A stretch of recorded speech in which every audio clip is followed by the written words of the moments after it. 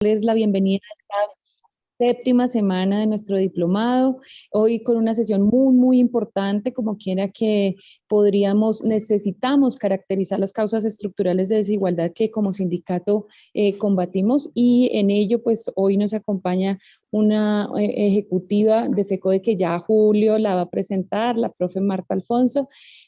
Julito va a moderar esta sesión el día de hoy. Es muy importante que le prestemos mucha atención, que tratemos de contextualizar el contenido como quiera que, si bien los pilares que otrora Marx determinó frente al capitalismo, pues han venido teniendo unas modificaciones en términos de, no de sus pilares ni de sus causas de fondo, sino más bien en su modelo de acumulación. Esta sesión es muy importante por ello. Y entonces daríamos la palabra aquí al profe Julio, quien va a moderar el día de hoy esta sesión. Profe Julio Escobar. Ana, muchísimas gracias.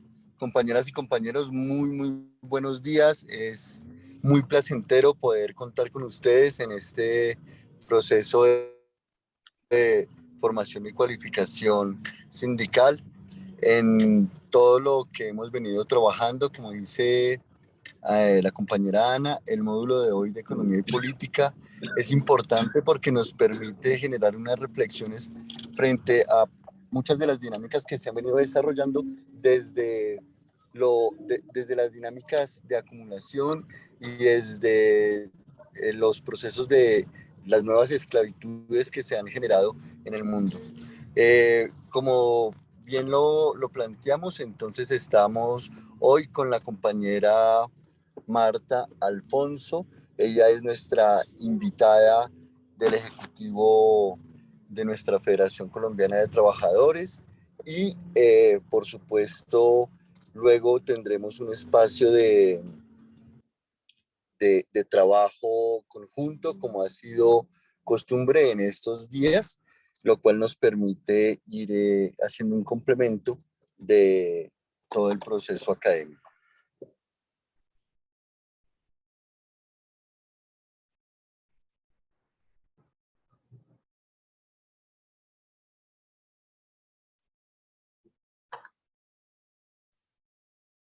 Julio.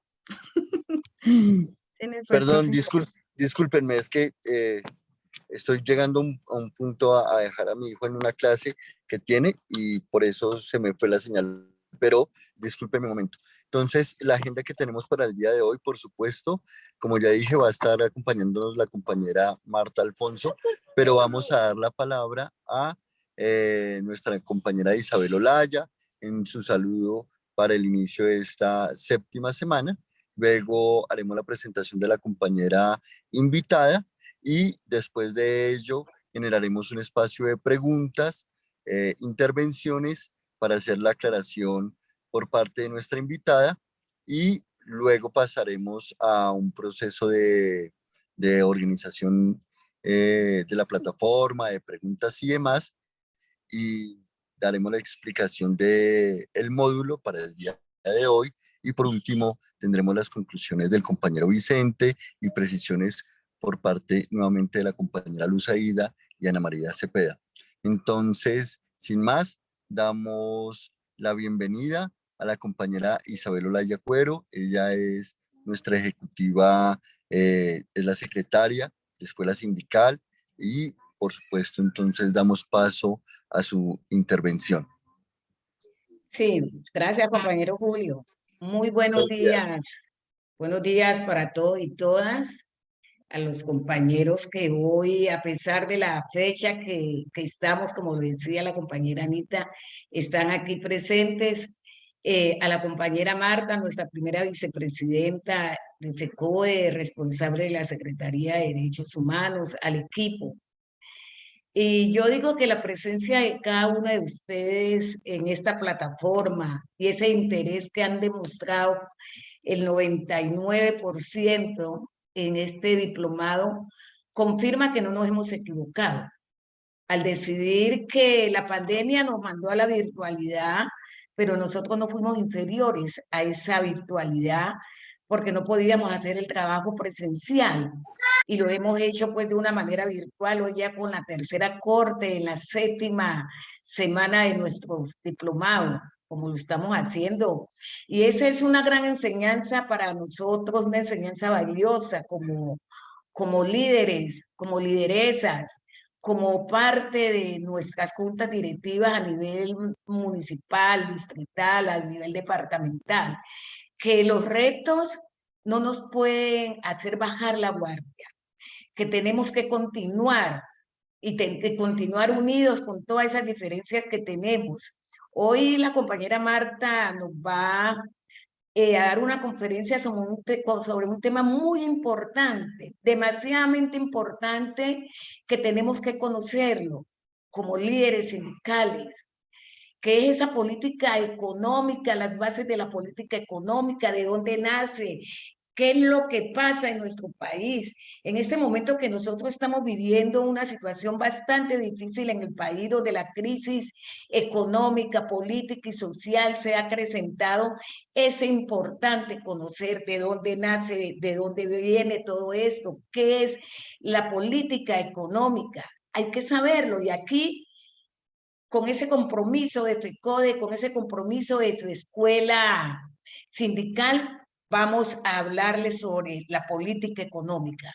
Una política económica que está en crisis, que no se veía desde los años 60 y 70 del siglo pasado. Una crisis que constituye un reto y una oportunidad para que el movimiento sindical, para que los trabajadores, para que todas las organizaciones políticas, sindicales, sociales, étnicas, para que el grupo de estudiantes, todos los que estamos cansados pues de estas políticas que arrasan con derechos, que solamente cumplen a la banca, nos unamos y nos fortalezcamos y hagamos parte de ese proceso de cambio que se está gestando en nuestro país. Un proceso de cambio que tiene que verse consolidado el 29 de mayo. La crisis del capitalismo, compañeros y compañeras, es irreversible. Y el capitalismo es la expresión más bárbara, es la expresión más retardataria, es el neoliberalismo. Una crisis social no solo nos abre oportunidades, sino también amenazas, unas amenazas que pueden afectarnos si no estamos preparados, y por eso es el compromiso de FECODE y su escuela sindical de prepararlos a ustedes, de darles esas luces, que sepan de dónde viene toda esta situación que estamos viviendo, para que podamos entender la situación que vive Colombia. Es decirles que el momento histórico que estamos viviendo nos llama a que transitemos por todo este cúmulo de conocimiento que nos da la historia, que nos va a dar Marta, que le da la escuela sindical, para que entendamos que estamos caminando por un campo minado, un campo lleno de amenazas, un campo que afecta a toda la población colombiana, donde hoy la pobreza crece día a día, donde hoy las desigualdades crecen, donde hoy el racismo y la discriminación, que hoy se ha visto más palpable en esta contienda política, y ustedes lo conocen, que ha salido pues de donde estaba escondido esa discriminación, esa desigualdad, ese racismo, porque tenemos una mujer afrocolombiana que viene pues de una lucha, y hoy el gobierno y su partido pues se ha venido rastra contra ella, si no es contra ella, sino es con todos los que estamos descontentos con estas políticas. Entonces el llamado, compañero, a que tenemos que andar con cautela, sin prisa, pero sin pausa, y tenemos que aprovechar todos los espacios donde nosotros nos movemos, compañeros, para poder lograr y acabar con este modelo capitalista y con este sistema capitalista, con su modelo neoliberal que arrasa con todos los derechos del pueblo colombiano. Decirle que el sistema capitalista y la política económica se da por orientaciones a algunos organismos, especialmente internacionales, como el Fondo Monetario, como la ODE, como toda la banca, que no piensan en nosotros, sino solamente de acabar con el pueblo, con los pueblos, porque solamente no somos nosotros. Entonces, es importante esta conferencia de hoy. Marta en la segunda corte nos acompañó también con esta conferencia. Es importante que la amaciemos, que la entendamos para que entendamos lo que estamos viviendo, porque es muy triste, compañeros y compañeras, cuando en nuestro mismo gremio vemos compañeros que no entienden la situación, no entienden el momento histórico, que hay que respetar la democracia y hay que respetar los pensamientos, pero un maestro con un pensamiento de avanzada, con un maestro que quiere lo mejor para sus alumnos, debe entender los latigazos que nos están dando y que no podemos seguir recibiendo latigazos. Entonces sean ustedes bienvenidos y bienvenidas, compañeras, felicitarlos, llamarlos a que no vamos a desfallecer. Sabemos que tienen muchas actividades en sus instituciones educativas, nos han dado muchas quejas, que muchas actividades, que muchas tareas, pero ese es el compromiso, ese es el reto, sacamos el espacio. Aquí hay mucha flexibilidad para nosotros hacer nuestros trabajos. No vayan a desfallecer, tenemos que seguir unidos, compañeros, en esta formación política sindical, que es la que nos va a poder posibilitar lograr la Colombia que todos y cada uno de nosotros queremos. Compañera Marta, tiene usted la palabra. Bienvenida pues a nuestra 7ª semana de nuestro diplomado virtual en convenio con la Universidad Pedagógica. ¿Aló? ¿Será que estaba hablando sola? No, señora, le hemos escuchado. Estamos escuchando. Muchísimas gracias. Ya vemos, Isabelita. ¿Listo? Entonces, voy a tomarme la palabra para presentar a la compañera Marta Alfonso Bernal. Ella es nuestra segunda vicepresidenta de FECODE, coordinadora de la Secretaría de Derechos Humanos. Es docente vinculada en el municipio de Medellín bajo el decreto 1278, licenciada en básica con énfasis en matemáticas de la UPTC, magíster en educación y desarrollo humano de la Universidad CINDE de Manizales. Es coordinadora e investigadora de los informes para el sistema de verdad y justicia, reparación integral y no repetición sobre la violencia antisindical. La vida por educar, resistir, para educar una respuesta contra el miedo. Informe sobre la escuela como víctima del conflicto armado y la escuela territorio que resiste. Sin más, entonces vamos a escuchar a nuestra compañera Marta Alfonso. Marta, muy buenos días, bienvenida a esta 7ª sesión y es tuyo el espacio.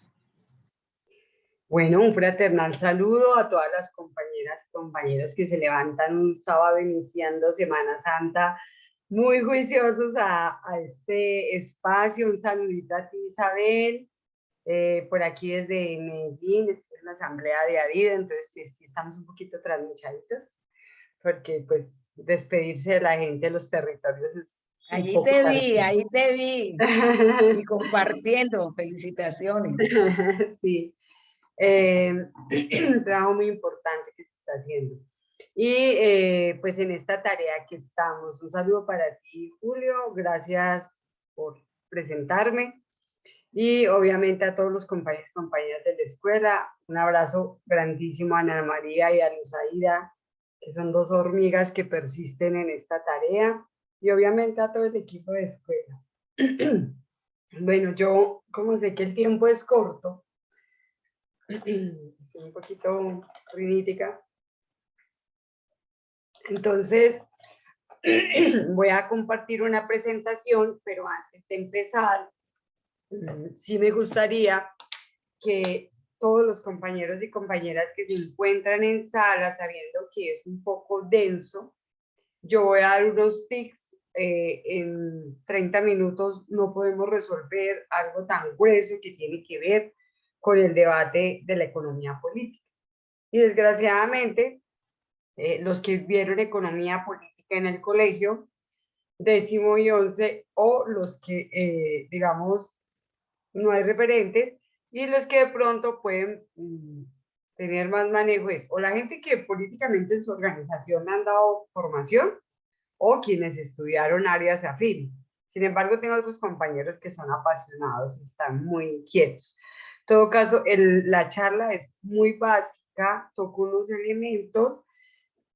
Con Julio, casualmente, tenemos como el mismo enfoque del debate de las crisis del capitalismo, que es como a lo que queremos de llegar para dar explicaciones de una serie de comportamientos que hay. Y quiero que en la cabeza pensemos dos cosas. Uno, la cooptación. Ojo, esta es la primera idea fuerza, la cooptación que existe hoy de las multinacionales, ¿sí?, del Estado. O sea, son las multinacionales, son las grandes empresas, los grandes capitales, los que definen las políticas de Estado. Característica del neoliberalismo, pero esto pues obviamente está llegando a su expresión máxima. Y quiero empezar con el ejemplo de los fondos de pensiones. Los fondos de pensiones tienen una expresión que se llama asofondos. Y escuchábamos que Díaz Montenegro decir, es que vamos a coger la plata de los pensionados y la vamos a invertir en rutas, y entonces le decían, bueno, ¿y ustedes cómo reponen eso? Con peajes. Claro, ese es el mejor negocio del mundo, invertir en rutas, porque es a largo plazo. Pero entonces, en ese momento uno estaba diciendo, ¿mejor negocio para quién? ¿Quién invierte? ¿Quién acumula el capital? ¿Dónde queda el capital? ¿Queda mi pensión si soy del régimen privado, o queda en qué? Yo creo que ese es el mejor ejemplo para ver la cooptación. Entonces, ante un programa político que hay, ¿cierto? De parte de la presidencia, las candidaturas de Francia Márquez y Gustavo Petro, donde se plantea el debate de los 4 pilares, no vamos a hablar de todo eso, de la pensión y de las garantías de pensión para todos y el fortalecimiento del fondo, del fondo estatal por pensiones, que bueno, que es mixto, pero tiene más base estatal, con la mirada de que tenga la gente una pensión de régimen de prima media. Entonces está todo el debate alborotado y salen los de Asofondo a decir, miren, la productividad, a mirar los beneficios, pero detrás de eso, ¿qué está? La financiación de la campaña política. Entonces, a estas alturas del año van a sacar la plata de los fondos para entregarla a la construcción de unas carreteras que son la misma, o sea, que sean necesarias o no, ese es otro debate, pero es que es una obligación del Estado. Pero que en este momento ellos inviertan, ¿qué significa eso? Plata para la campaña. Y eso fue lo que pasó en las campañas anteriores. Odebrecht, que fue la firma que se ganó estas licitaciones, fue quien sostuvo las campañas de Santos, de Duque, de Zuluaga. Bueno, de Duque fue diferente, fue otra empresa, pero fue igual, fue concesiones, fue aportes voluntarios de empresas privadas que van y definen qué políticas se trazan. Y el otro ejemplo es la industria de alimentos. En el Senado corre una ley que tiene que ver con que se hable de los alimentos, de que en cada botellita de esta, que además no deberíamos de utilizarlas por la asamblea, sí, normalmente no las uso, siempre diga qué contiene el alimento y que se haga campañas formativas de dulce, y además que se retire de las tiendas las gaseosas, los refrescos y tal, y lo llaman, los del Cajar, lo llaman el dulce veneno. Yo hice un libro muy bonito que se llama La captura corporativa del Estado, corporativa, o sea, las grandes corporaciones económicas le dicen al Senado qué deben de votar, qué deben de fallar y qué deben estructurar. Ese es el nivel hoy del capitalismo. Entonces, hoy empiezo al revés porque quiero que tengan esas dos cosas en su cabeza que tienen que ver con esa cooptación del Estado, esa captura del Estado de parte de las multinacionales. Y la segunda, que es un poquito va a tocar, es el debate de que la única manera que tienen para sobrevivir aguar las crisis, el imperialismo, son las guerras, son las guerras.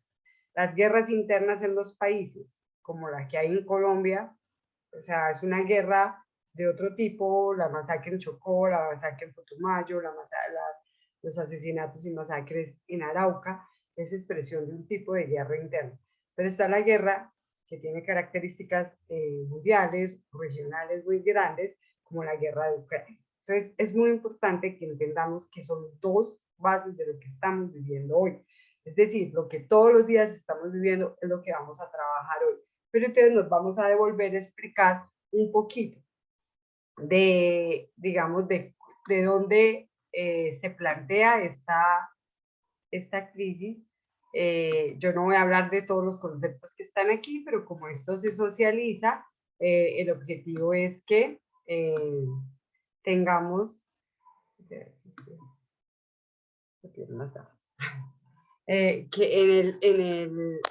digamos que tengamos estos referentes. Y algunos los van a trabajar con el módulo, otros van a quedar como para que ustedes profundicen en lecturas, y pues bienvenidos todos los aportes. Entonces, por eso lo he llamado algunos elementos de la economía política. Y la importancia de entenderlos basa precisamente en entender estas bases de la acumulación del capitalismo. Entonces, yo voy a tener como cuando nos devolvemos hacia atrás y uno decir, bueno, ¿de dónde sale la riqueza? Desde el punto de vista marxista, porque hay otras teorías, pero digamos que el salto que da Marx precisamente es decir una cosa, que el capitalismo, su base de acumulación es el trabajo. ¿Pero qué es el trabajo? Es lo que los obreros, los trabajadores y trabajadoras le dan a cada insumo, a cada objeto que tenemos. Pero obviamente que el trabajo también se transforma.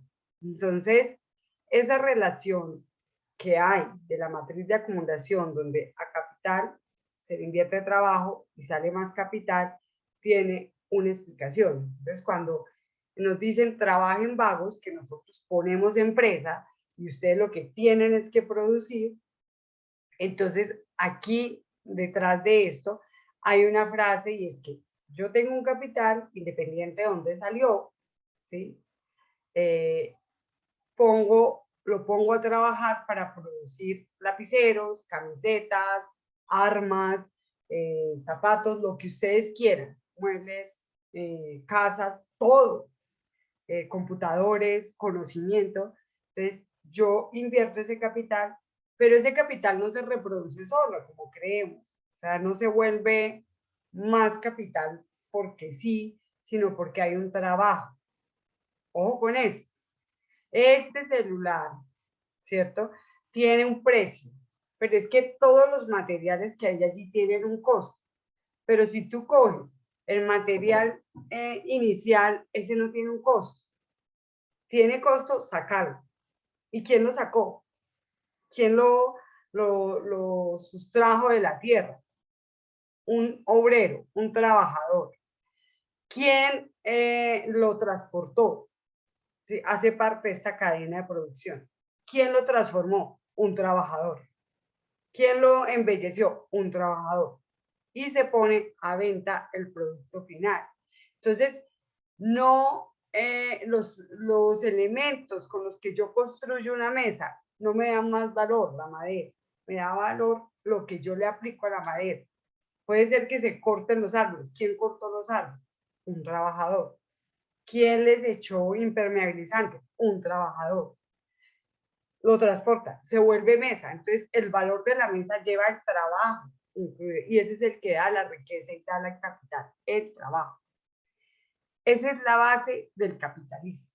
Del capitalismo, no estamos hablando del desarrollo de lo que se ha llamado el imperialismo, otros lo llaman de otras maneras, pero digamos que esa primera base fue lo que hizo que se generara el capitalismo.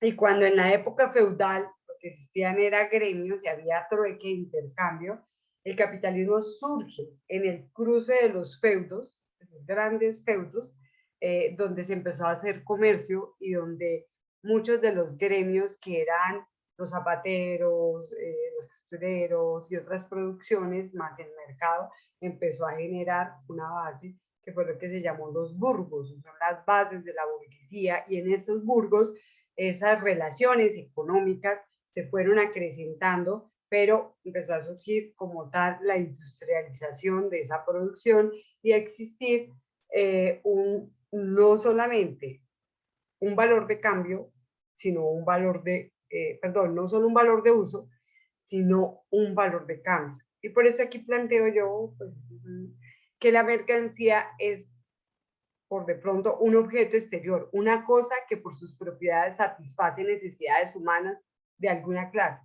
Toda cosa útil, como el hierro, el papel, se tiene que considerar desde dos puntos de vista según la cualidad y según la cantidad.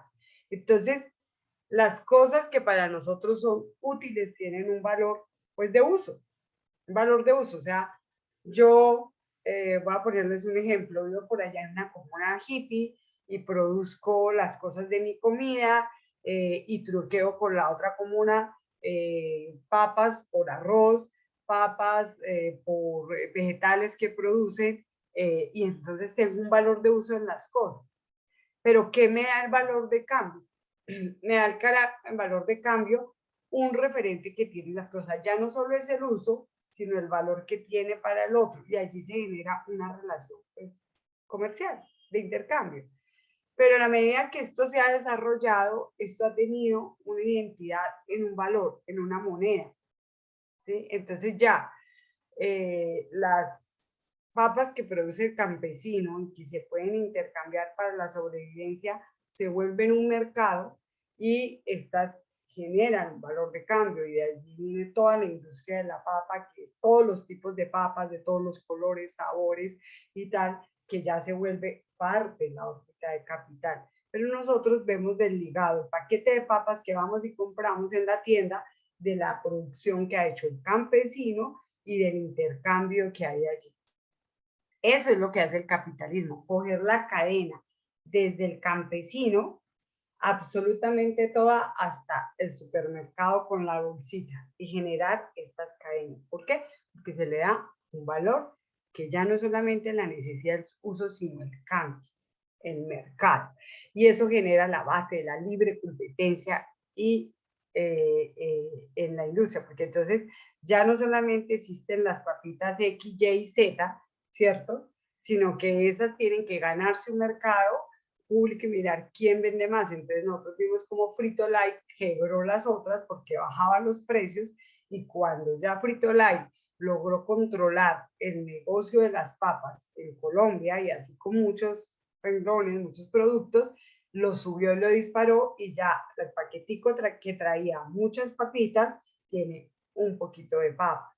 Pero entonces vuelven los círculos de capital, porque entonces viene de uno con una marca de papas que trae el doble y vale la mitad, ¿hasta qué? Hasta que empezó a quebrar las tiendas de mercado, o sea, la lógica donde llega el capital hasta el último y la mercancía, y cuando ya tiene ese mercado, dispara los precios y empieza a crecer. Entonces, este debate de la libre competencia y el monopolio es una contradicción, porque yo tengo el capitalismo, dice usted, libre, producir, de generar un mercado, la libertad se basa en la producción, pero al lado está el monopolio, y estas leyes de monopolio son las que hacen concentración de gran capital. Pero ¿quién puede generar un monopolio bajando sus precios a tal punto que incluso tenga pérdidas iniciales para quebrar el otro y después dispararlo, subirlo? En Colombia hay un factor que esto se da a la par de los lavados de activos, porque los lavados de activos lo que hacen es precisamente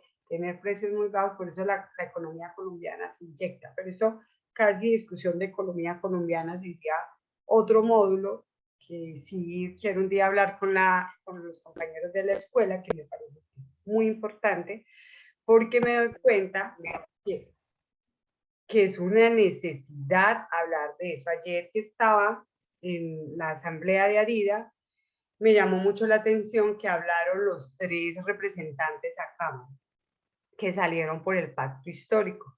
Realmente los compañeros no entendían a qué iban a Cámara. y resulta que a Cámara hoy es administrar estas lógicas del capital para decir que las comisiones más importantes son las económicas, y no como ellos creen que es la cultural, la de no sé qué, la tal. Y fue una charla, pues solamente uno como que recepcionó y quedó muy preocupado y me decía, pero pues necesitamos sentarnos a estudiar, creo que nosotros entendemos la generalidad, tal, porque este es el debate de la relación de Estado-capital y de los poderes públicos. Entonces, eso es muy importante. Cierro ahí, como en este paréntesis, si nosotros entendiéramos mejor la economía política del país, seríamos mejores negociadores, entenderíamos por dónde se deben dar las luchas, dónde concentramos el esfuerzo, y nos pasa que no estamos preocupados por el curso de los 8.000, por el ascenso, que es muy importante, pero no entendemos las lógicas de capital y los ciclos que hay detrás de ese curso de los 8.000. No solo cuánto vale el ascenso, sino todo el círculo del capital. Y cada cosa que hay aquí tiene esto. Y comprender la economía política, además que me parece maravillosa, bonita entenderla, le ayuda a uno mucho a sentarse en una mesa o a trabajar un problema y buscar una solución o una alternativa real y objetiva frente al mundo que vivimos.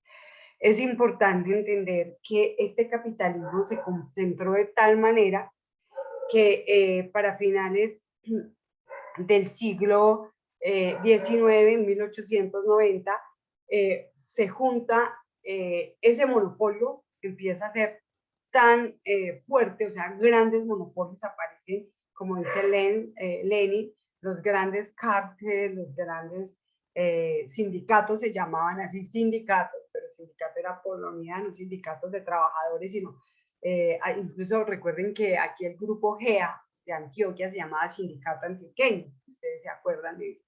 Entonces, ese monopolio empieza a ser transnacional. Entonces, por ejemplo, en Colombia vimos como a finales del siglo XIX llegaron las construcciones de ferrocarriles y se traían absolutamente todo de Inglaterra, ¿sí? Que era quien tenía más fuerza aquí, y destruyeron la economía de Santander. Sé que compañeros de Santander saben que ha sido histórico la producción de mucha mercancía nacional, pero fue de los puntos que más resistieron. Santander logró desarrollar economía nacional y tuvo que enfrentarse, y por eso los movimientos políticos en Santander liberales fueron tan fuertes, porque era el debate de la industria nacional a finales del siglo XVIII y a principios del siglo XIX, para poder desarrollar la economía. Pero aquí también aparecen las grandes transnacionales como la United Fruit Company, que les concesionaron territorios, pero además que generaron las primeras masacres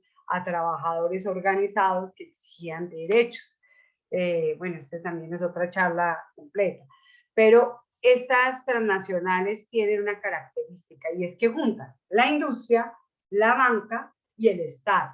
Entonces ya el banco determina a quién le presta y a quién no le presta, y eso permite una movilidad de capital, y el Estado empieza a regirse por estas normas, a regularlas, y eso y a permitir una serie de papeles, pongámoslo así, financieros, los bonos TES, las inversiones de capital, y entonces empieza a existir un capital financiero que es un capital especulativo. Por ejemplo, todas estas monedas, la criptomoneda, todas estas monedas, las cadenas, los intereses de la banca, cómo se manejan, las inversiones de los fondos, cómo se hace, es capital especulativo. Entonces a ti te venden yo siempre le pongo a la gente la tarjeta de crédito.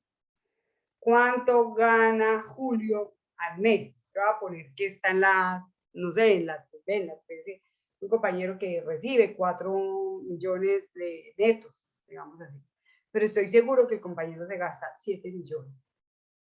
¿Qué hace el compañero normalmente? Un ejemplo, sacar la tarjeta de crédito, si no tiene otra entrada, que da su fuerza de trabajo intelectual, su capacidad, y endeudarse. Entonces, uno vive a la deuda, vive el futuro y se está gastando lo que tiene y no tiene respaldo en el trabajo. Eso mismo pasa en el país. Cuando ustedes suman la cantidad de capital que hay en bonos TES, en inversiones, en la bolsa, son hasta el doble o triple, dependiendo del país, de lo que existe en materia, en producción real, en trabajo. Entonces, ese capital especulativo que se refleja en la industria inmobiliaria y otro, es totalmente especulativo y llega un punto que esto no aguanta y se generan las crisis y las grandes burbujas porque se revienta, no tiene un respaldo y entonces usted dice, uy, ¿qué pasó? Que se quebraron, que fue parte de lo que pasó en la pandemia, que sectores se quebraban porque obviamente era demasiado el desnivel que había entre unas y otras industrias y las que tenían capital podían reinventarse, que era la palabra horrible esa, reinventarse un problema de posibilidades económicas y mientras que otras pues no pudieron y se quedaron en la quiebra. Entonces, ¿qué hace el imperialismo para solucionar las? Bueno, entonces a esto se llama la aparición del imperialismo y empieza esa guerra de reparto en el mundo. Primero guerras regionales, guerras de destrucción de capital, guerras mundiales y una industria armamentista impresionante. ¿Por qué? Porque la única forma de solucionar esta crisis de acumulación es destruyendo capital. Entonces, usted empieza a ver cosas cuando hay crisis. Es que los lecheros están en crisis y están regando litros y litros de leche. Pero es porque Colanta se la quiere comprar a un precio. Ellos han invertido y les sale mejor regala. Y a Colanta les dice que la destruyan para que haya menos y pueda venderla más costosa.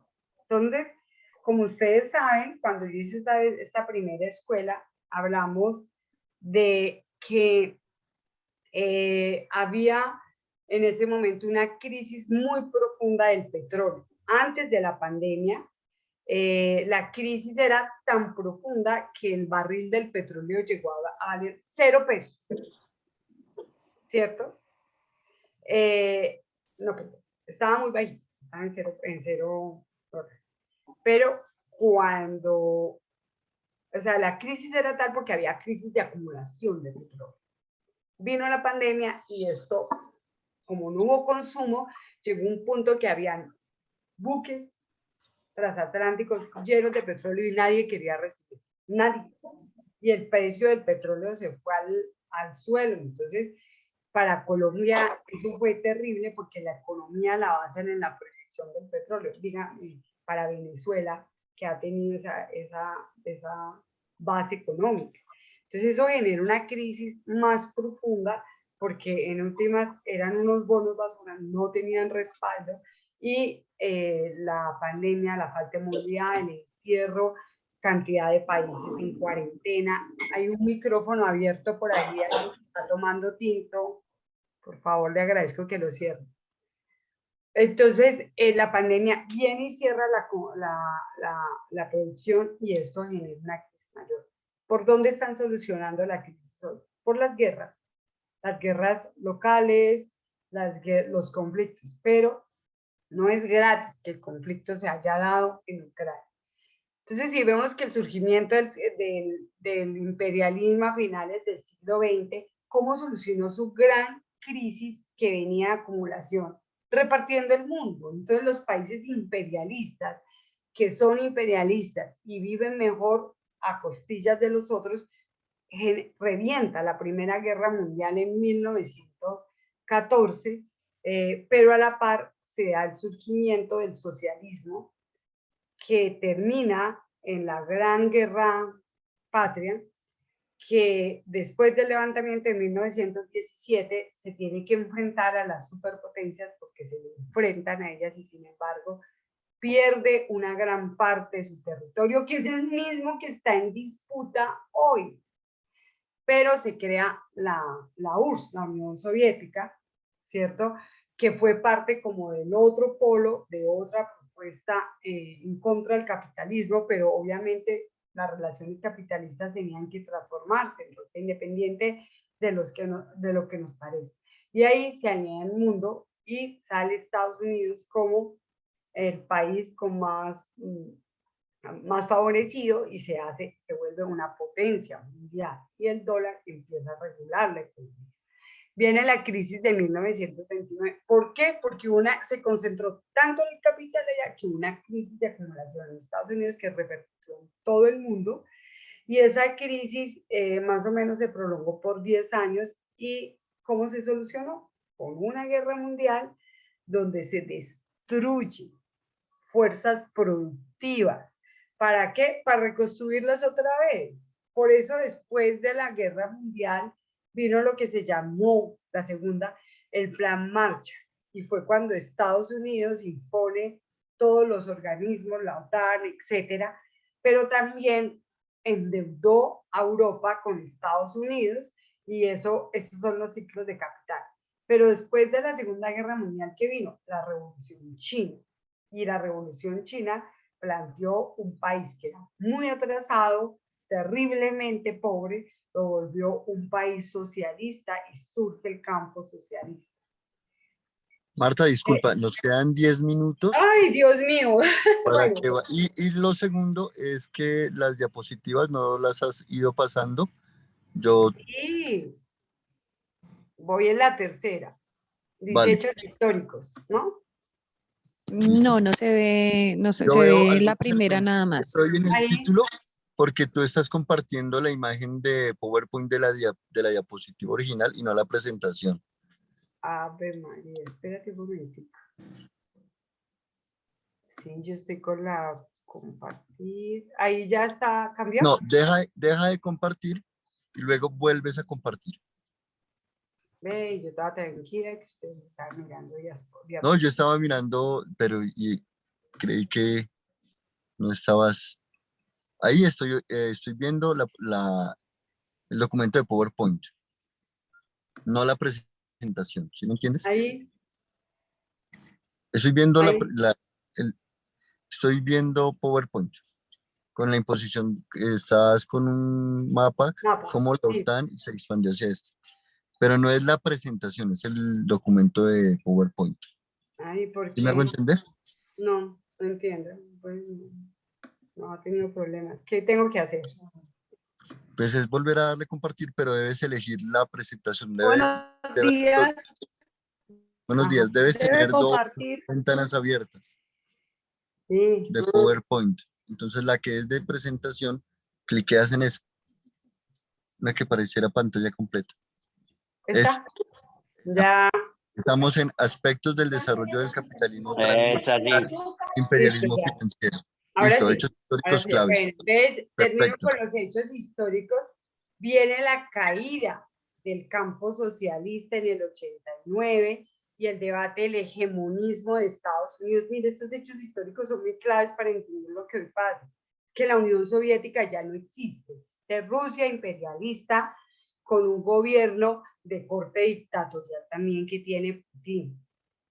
Y Ucrania, que ha sido uno de los países que eran parte de esta Unión Soviética, hoy es un país que está gobernado por un fascista que en el año 2014 cogió el edificio, hagan de cuenta de la CUT o de FECO de allá, lo incendió porque era su grupo político, ellos después llegaron al poder y los sindicalistas que salían corriendo por las ventanas los asesinaron afuera. Haga de cuenta, cabal y todo su fascismo aquí, sabiendo hacer lo que han dicho que hay que acabar con eso.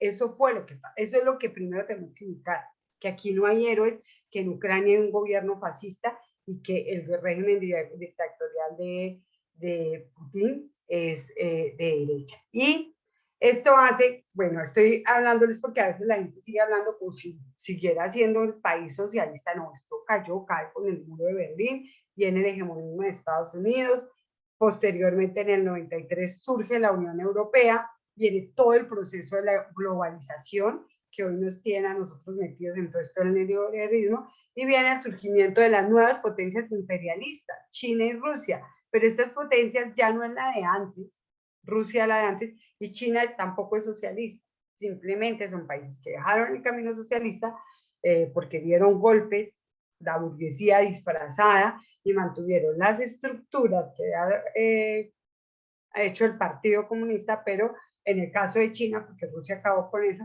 para mantener el control y el poder. Y obviamente se vienen dando las guerras de reparto. Aquí ya está el mapa, ¿cierto? Ya lo están viendo.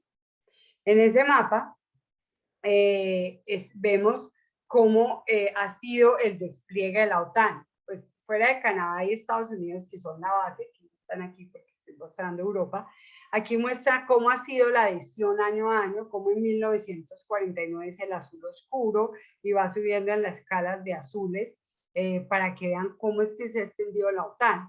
Entonces, ¿qué siente Rusia? Con lo de Ucrania, con lo que viene pasando en Crimea, pues en esta zona, viene todo una arremetida en imperialismo. Pero es que este punto es estratégico porque por aquí pasan los gasoductos y pasan los oleoductos y es el control. Entonces, Europa depende totalmente del petróleo y del gas de Rusia.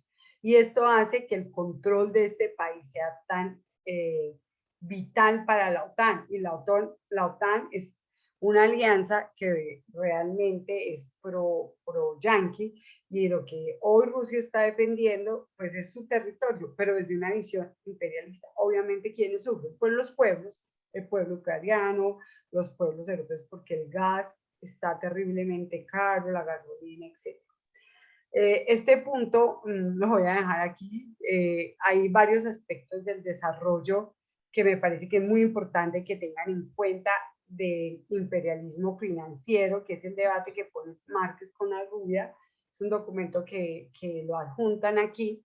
Yo saqué los 4 puntos, los 5 puntos que me parecen claves para que lo tengan en cuenta. Basado en lo que les decía hoy, hay una nueva división internacional del trabajo basada en la configuración de cadenas globales de producción y el uso masivo de fuerza de trabajo barato. O sea, ensamblar un celular puede ir desde el otro lado de la China, de Vietnam, de Taiwán, hasta aquí Colombia, y hay unas cadenas donde involucran mucha fuerza de trabajo, pero son cadenas globales.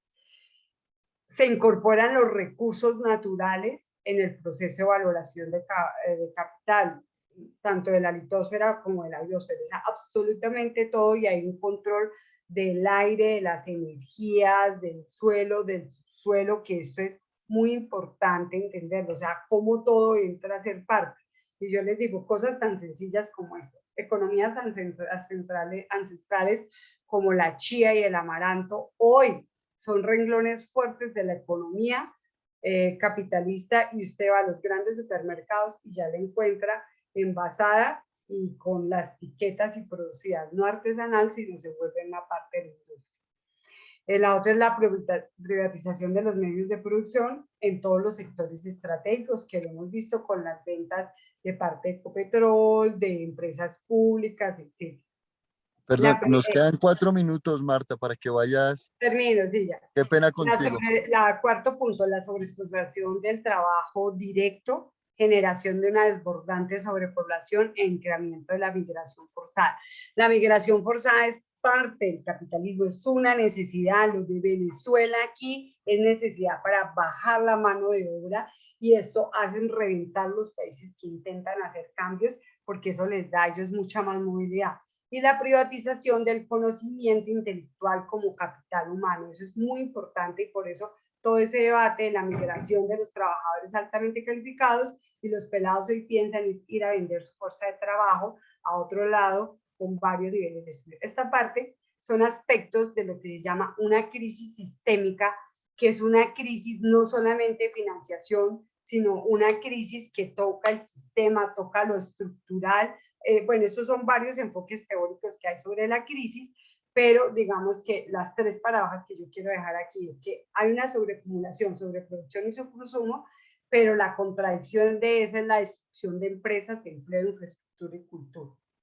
Hay un desarrollo desigual centro-periferio, y lo contrario, lo que hay al otro lado en el proceso, se genera una contradicción, que es el deterioro económico y político de la principal potencia capitalista de la orden. O sea, Estados Unidos está haciendo una crisis y la está sacando por la guerra en Ucrania con la OTAN. Y hay unas nuevas fuentes de generación, apropiación de ganancia, que esto genera una disrupción con el proceso metabólico de hombre-naturaleza, y entonces vemos todos los días cómo se destruye la selva amazónica día a día. Se habla que el neoliberalismo es regulado, o sea, estas son las paradojas, pero lo contrario, lo que hay es una flexibilización y una precarización laboral, y nadie controla eso. Estos debates de los tipos de crisis y la complejidad de la crisis llevan a nuevos aspectos: crisis laboral, alimentaria, de subsistencia, ambiental, energética, migratoria, política, cultural y teórica.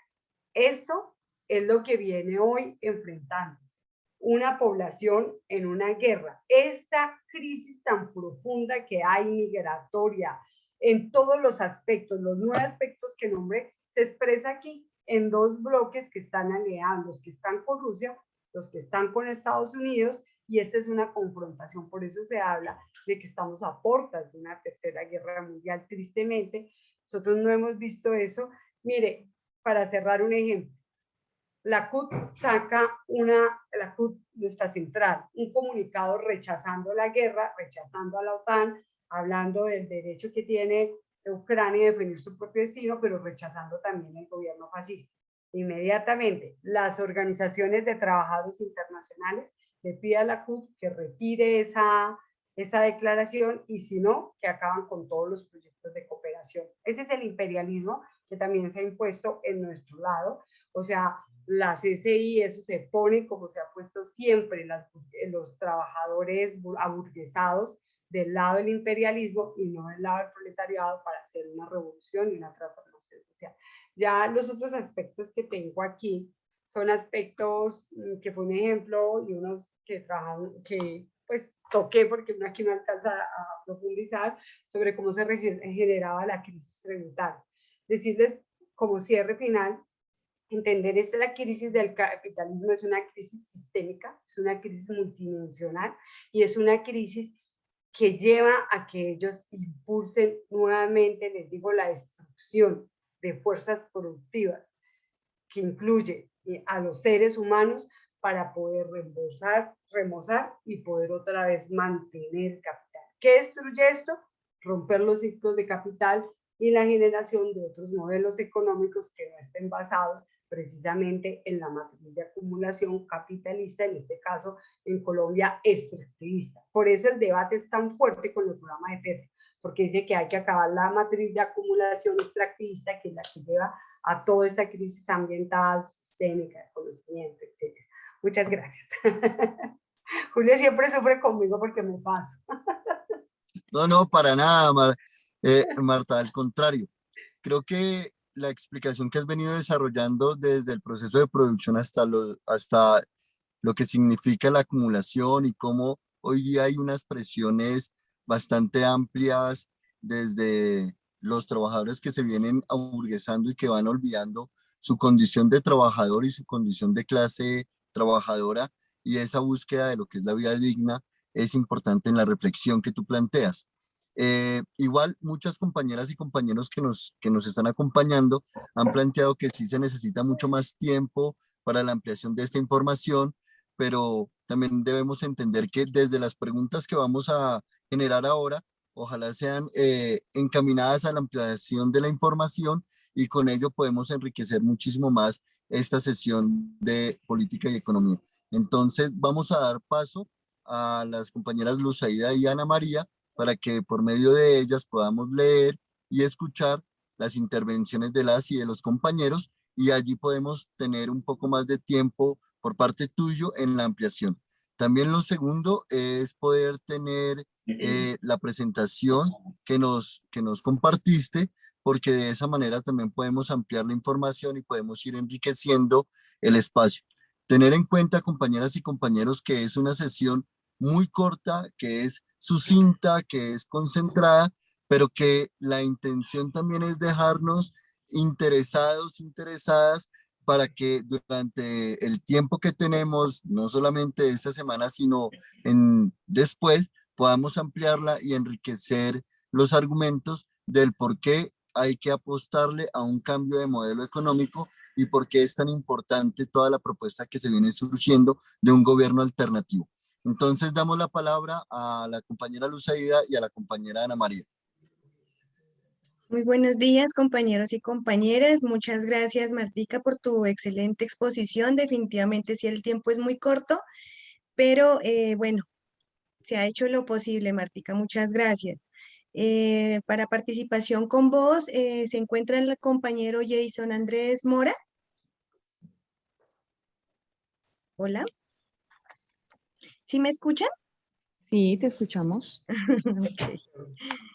Mientras contesta el profe Jason, una pregunta muy, muy importante que puede dar posibilidad de aclarar bastantes elementos es, ¿quiere decir entonces que el capitalismo como tal no es malo? Lo que sataniza es la manera y el enfoque que se le dé. ¿Cómo se hace entonces en los sistemas socialistas y comunistas con lo relacionado al capital y al trabajo?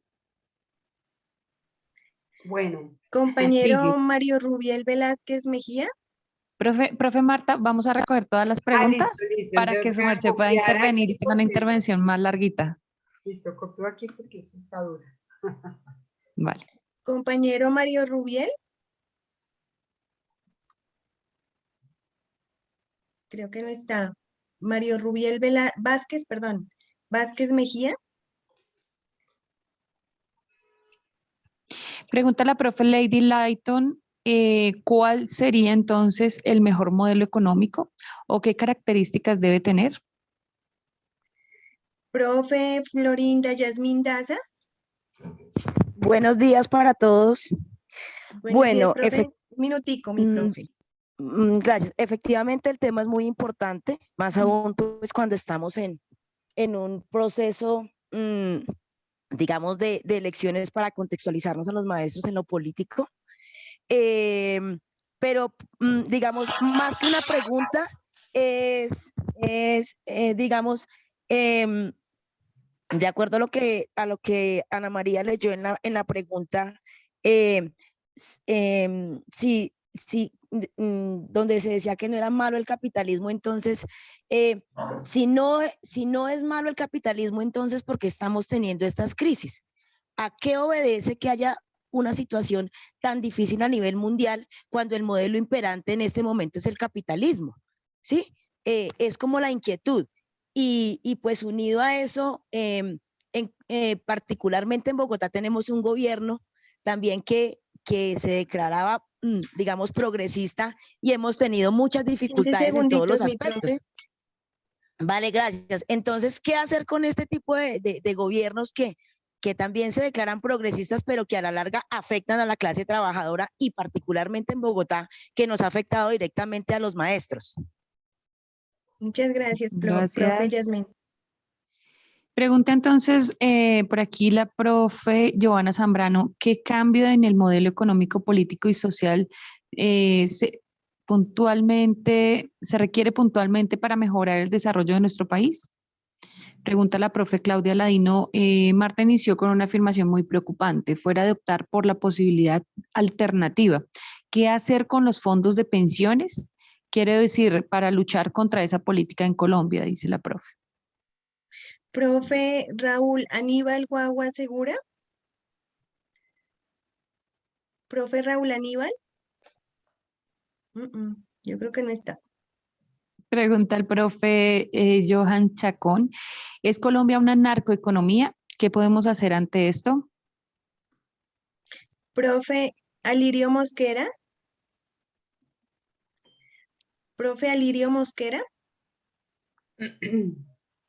No, no se encuentra. Entonces, vamos a dar participación a quienes han levantado la mano. Profe Orlando David. Profe Orlando David, Hola, sí, un buenos minutico, mi días. profe. Buenos días a todos, saludos. Bueno, excelente la locución de Marta, la felicito por ese manejo, pero me queda una duda, Luzaida. Nosotros en nuestra época de estudiante que fuimos levantados bajo ese esquema o esa teoría marxista-leninista en lo referente al trabajo y capital, ¿se mantiene vigente esa teoría? ¿Ha cambiado? ¿Ha podido ella sobreponerse a la velocidad del tiempo para mantenerse activa? ¿Y cómo eso se puede reflejar en lo potencialmente un gobierno de avanzada, no de izquierda, sino de avanzada. Gracias. A ti, mi profe, muchas gracias. Gracias, profe. Pregunta el profe John, ¿el Tratado de Libre Comercio es perjudicial para la economía del país? Pregunta al profe Orley, ¿cómo combatir una economía elitista que genera mayor brecha social? Profe Johnny de la Cruz. Profe Johnny, un Buenas. minutico, mi profe. Bueno, Adelante. nosotros tendríamos que hablar de unas cosas fundamentales como que tienen que ver la formación ciudadana y los recursos naturales. ¿Qué es lo que viene pasando con Rusia? Todo el mundo piensa que Putin está loco, que quiere ganar. No, Putin lo que está defendiendo son los recursos naturales y su estrategia y su punto estratégico militar que él tiene ahí con la región de Ucrania. Entonces, la pregunta del millón es, ¿qué estamos haciendo nosotros para que haya un cambio en la mentalidad política de nuestros niños, de nuestros padres de familia e incluso de nuestros dirigentes sindicales a nivel regional? O sea, que es muy preocupante, teniendo ya una formación sindical, encontremos todavía compañeros que pasan de un lado para otro y digamos que, como me dijo alguien, no, ese es un confort por el que ellos pasan y terminan así, que terminan afectando a la base y termina afectando a la credibilidad que tiene la base sobre la organización sindical. Muchas gracias, profe Johnny. Muy amable, muy puntual. Pregunta la profe Gisela, el profe Fabián Bueno. ¿Cuál es la responsabilidad social del docente en el aula, teniendo en cuenta que más que los diferentes sistemas es la ambición en el mismo ser humano quien somete a los demás? Pregunta la profe Patricia, ¿cómo comprender la dinámica de la sociedad colombiana, su pasividad y aceptación a las decisiones arbitrarias de los gobernantes de turno, que nos distancia de Perú, donde manifiestan su descontento y son capaces de cambiar sus presidentes cuando no responden a las expectativas de los ciudadanos? Pregunta la profe Claudia Ladino, ¿cómo luchar contra un emporio político que es dueño de todos los medios que lo defienden para transformar el pensamiento de la gente? Compañero Diego Herrera, Sí, buenos días. un minutico, buenos días. No, la pregunta consiste en lo siguiente, pues toda esta teoría pues, del socialismo científico, ¿sí? De que pasamos primero por el primitivismo, luego por el esclavismo, luego por el feudalismo, luego el capitalismo y por último las contradicciones internas del capitalismo generarán el socialismo. Entonces la pregunta es, si Colombia, al no ser un país capitalista desarrollado completamente, el paso a seguir sería que Colombia desarrollara el capitalismo, si por ejemplo fortaleciendo el empresariado nacional, rechazando los tratados de libre comercio, rechazando las recomendaciones de la OCDE, ¿ese sería el camino a seguir? Muchas gracias, profe Diego. Pregunta la profe Dilsa Angélica, ¿cómo lograr que la clase trabajadora tome conciencia sobre su situación de explotación por parte del sistema capitalista? Y más si se tiene en cuenta que en muchos casos son sus defensores. Pregunta el profe Jesús Gonzalo, ¿los modelos de administración público-privada implementados en educación son una forma de captura del Estado por modelos corporativos educativos? Finalizamos participación con vos, con la compañera Claudia Ladino, debido a que en la dinámica están establecidos 5 compañeros y solamente uno pues estaba en el sorteo y por eso dimos la opción a 4 compañeros más. Entonces, compañera Claudia Ladino, les pedimos excusas a quienes habían levantado también la manito. Profe Claudia Ladino, ¿está? Muchas gracias, no, pues no pensaba que me fueran a dar la palabra, pero bueno, el asunto es que, no, quiero en primera instancia, más que pregunta, quiero felicitar, ya he hecho las preguntas en el chat, pero me preocupa profundamente eso de lo de los fondos de pensiones y cómo nosotros los maestros tenemos que abordar esa temática para, uno, hacer conciencia entre los mismos compañeros y dos, para familiarizar a la gente con este problema tan serio que se viene para todos. Gracias. Muchas gracias, profe. Pregunta la profe María, ¿cómo el ciudadano puede contribuir a la economía del país? ¿Qué hace frente al elevado costo de vida y la lucha por el aumento salarial? ¿Lo que se logra se va en impuestos? Pregunta la profe Yeki, ¿la crisis económica que se vive en la actualidad es causada por el monopolio del capitalismo o por los malos gobiernos? Pregunta la profe Dilsa Angélica. Por otro lado, ¿realmente Colombia y los países latinoamericanos tienen que ajustarse a esos modos de producción? comunismo primitivo, esclavismo, feudalismo, capitalismo, socialismo, comunismo, o hay que verlos desde una perspectiva distinta? Esas son las preguntas, profe. Ojalá el tiempo que queda pueda... ¿Cuántas horas tengo? Bueno, me gusta que genere inquietud, pero la verdad voy a responder como en 3 bloques, traté de separar, buscando precisamente que podamos dejar bases y que ustedes, este testigo, que es el que tomé como base, es muy sencillito.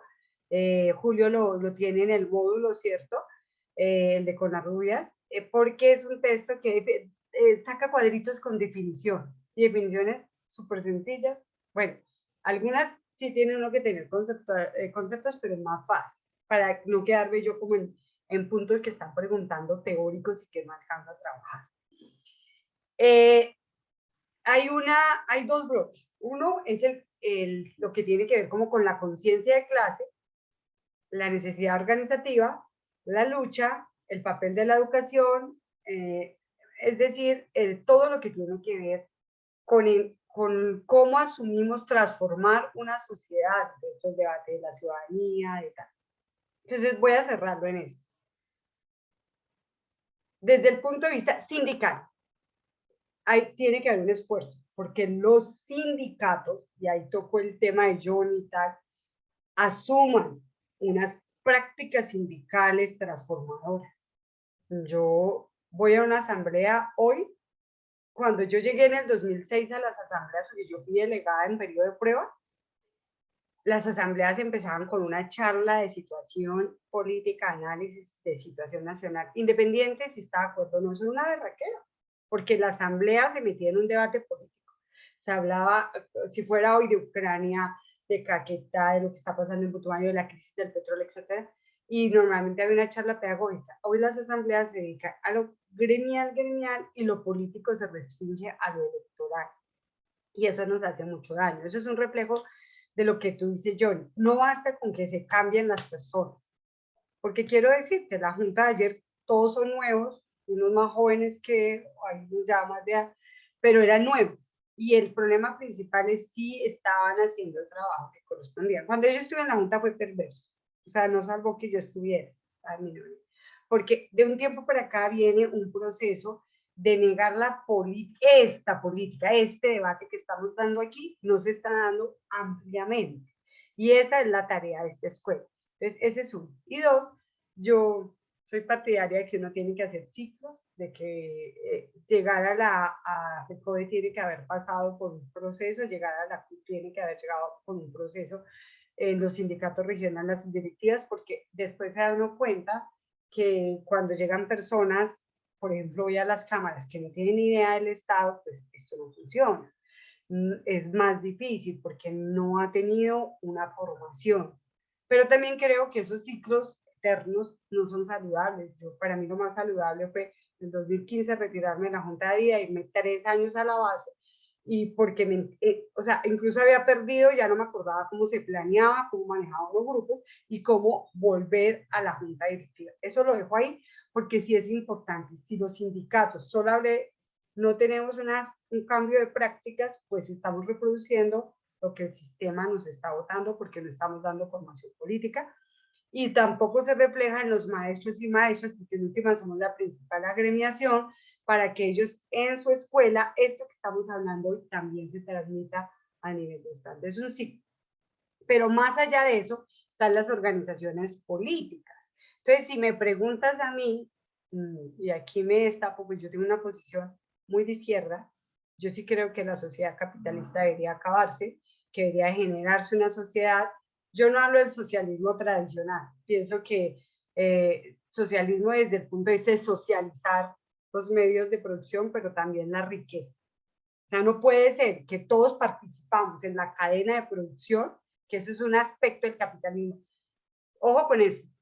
La producción está socializada. La producción está socializada. Es decir, que yo produzco, todo mundo participa, hasta los desempleados, porque son el ejército de reserva. Está socializada la producción, pero no está socializada la distribución de la riqueza.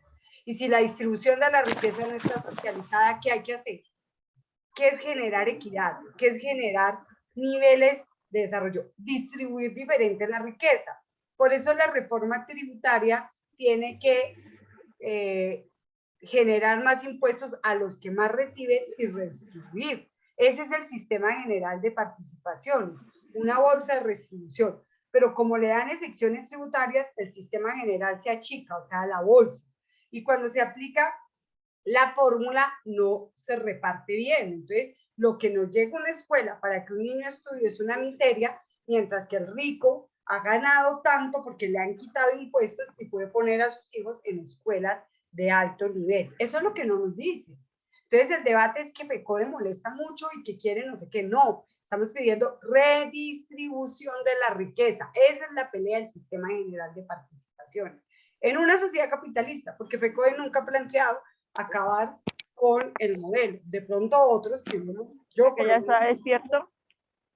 Yo por lo menos considero como posición política, pero como FECODE se habla es la pelea del sistema general de participaciones es una lucha por redistribuir la riqueza en este país, porque en vez de darle beneficios tributarios a los más ricos y que paguen toda la riqueza y todo lo que han explotado para que eso llegue a los más pobres. Entonces, para que veamos, mire que uno no conecta esa, sí, por financiación de la educación, defendamos la educación pública, pero eso es algo muy profundo, porque es un debate de la riqueza en un país y la distribución.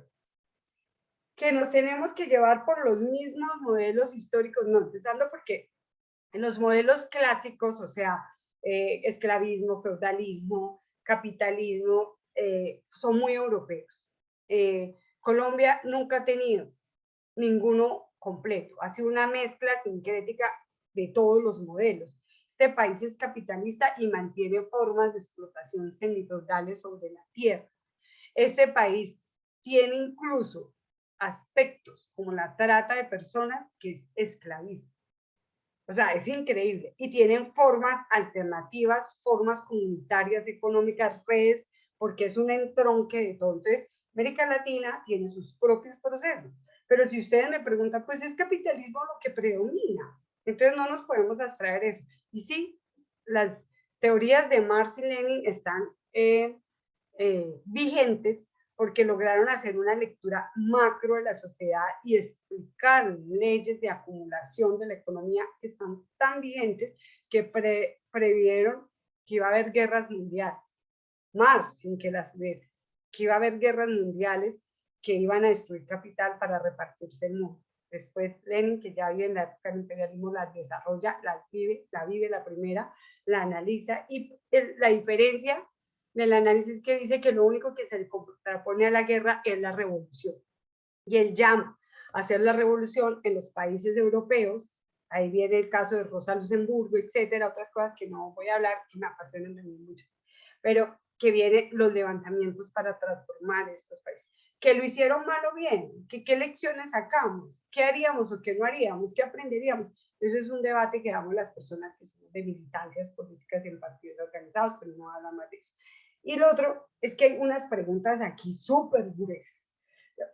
La voy a coger toda uno en el ciclo de capital y con el ejemplo que me da alguien que dice, se me olvidó las asociaciones públicas privadas son un ejemplo de cooptación, como lo que está pasando con lo de el PAI, con lo de la infraestructura escolar, claro. Y entonces cuando tú vas a ver la empresa de ingenieros, es una empresa de la Lure, de Odebrecht, de no sé qué, de las multinacionales que vienen y disquinvierten, o sea, participa en una licitación y no invierte, se roban la plata nuestra para ellos hacer la construcción de los colegios y robar, además de corrupción, y tenerlos privados. Ese es un ejemplo de cómo un Estado, me pareció súper bueno, ¿sí? Está, es lo que llamamos nosotros el lobby de las multinacionales para que definen, no asumir ellos la construcción como Estado de las instituciones educativas, sino crear un fondo de infraestructura escolar para coger la plata pública y entregárselo a privado. Otra forma de esa actuación del Estado tiene que ver con los fondos de pensiones que preguntaban aquí. Ese primer ejemplo que pongo.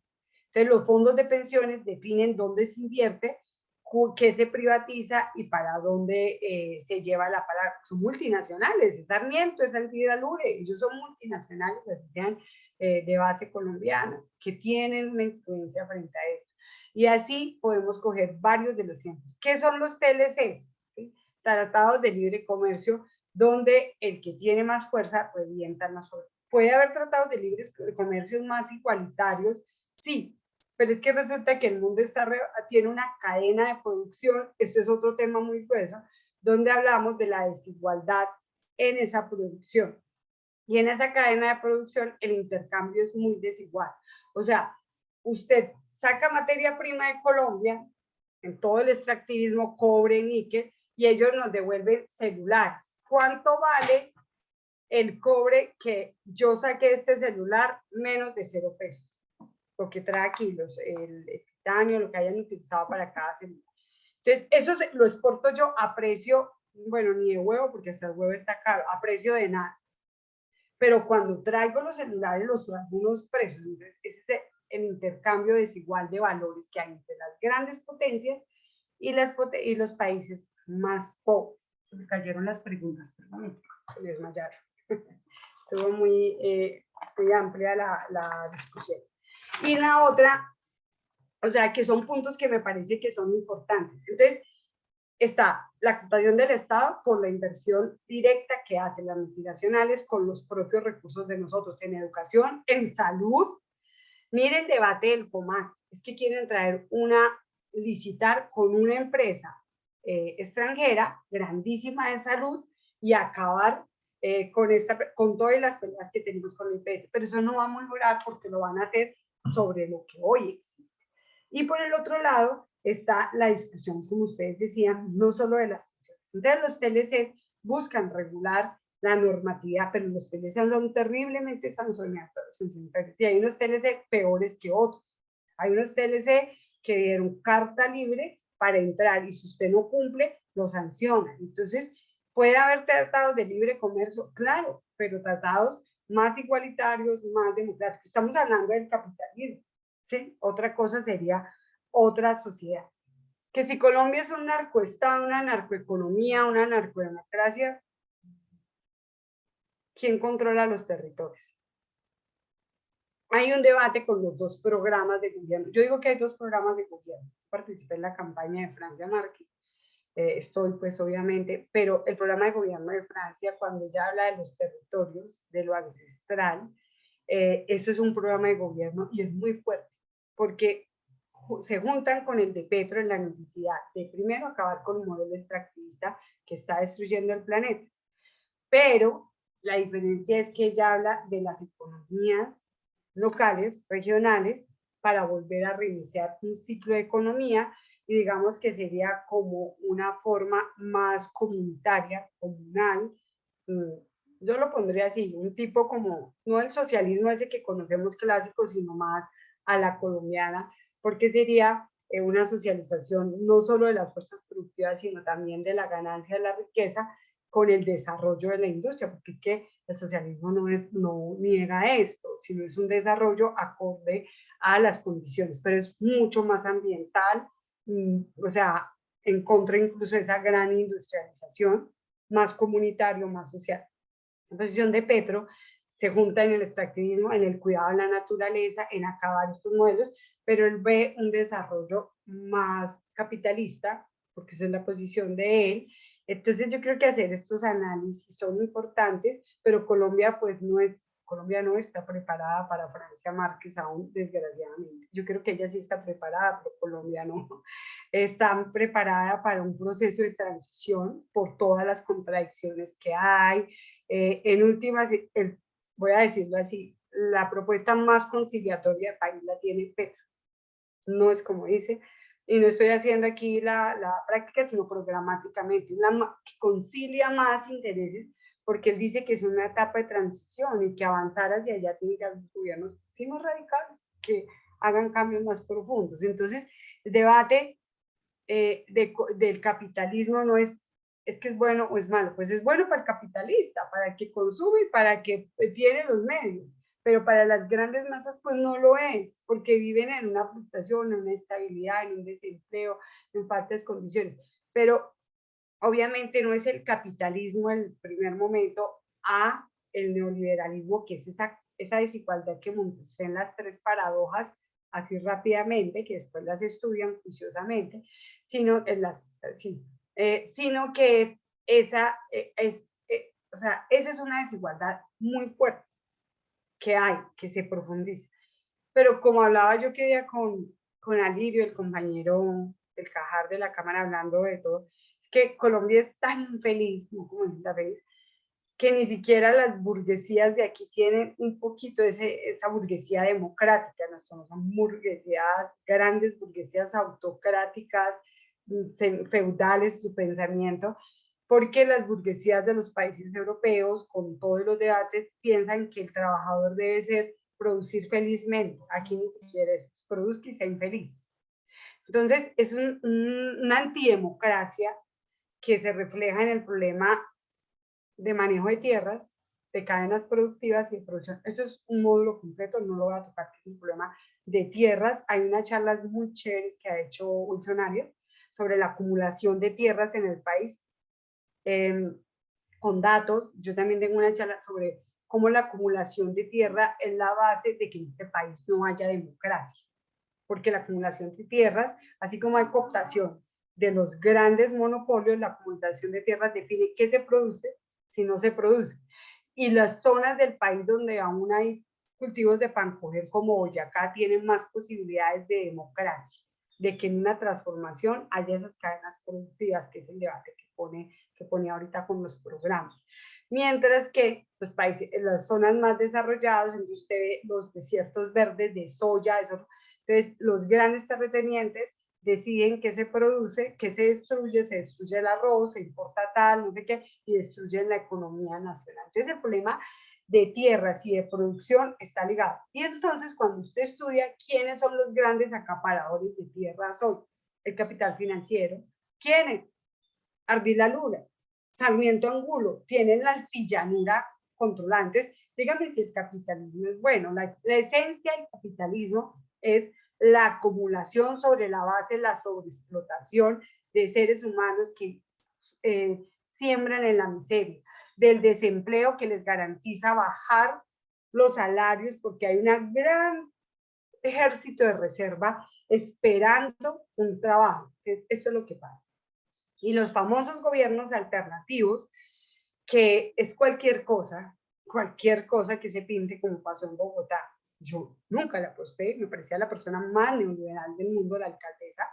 Me parecía una persona que decía un poco de cosas para después voltearlas. Hoy sí, pero no. Es encantadora de serpientes. Es lo que también vemos a veces, discúlpeme, en los ambientes políticos y sindicales. Yo te digo a ti lo que quieres escuchar, porque si te digo eso vas a tener mi voto. Y de pronto a veces hay que decirle a la gente cosas que no quiere escuchar o cosas que le pueden disgustar. Porque entendemos, por ejemplo, que el político es para hacer favores y que el dirigente sindical es para hacer favores. Pero todo dirigente sindical para hacer favores no puede poner su salario de pronto al principio.